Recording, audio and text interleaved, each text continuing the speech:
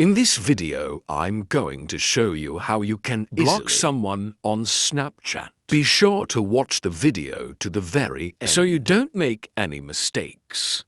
Let's get started, guys, and we need to open up Snapchat app. Then we need to head over to the conversations. We can easily do so by typing right here or just by swiping to the right. Now guys, we have two different ways how we can block someone. And the first way is just to long press add to some conversation.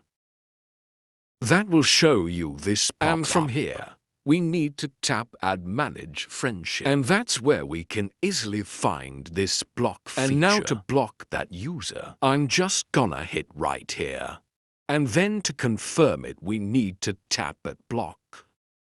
Another way to block a user is just stopping up a conversation. Then tap right here to go to their profile. And from here, we can also block a user if we tap at these three dots. Then manage friendship and then block in the same way. If this video was helpful for you, don't forget to hit the like button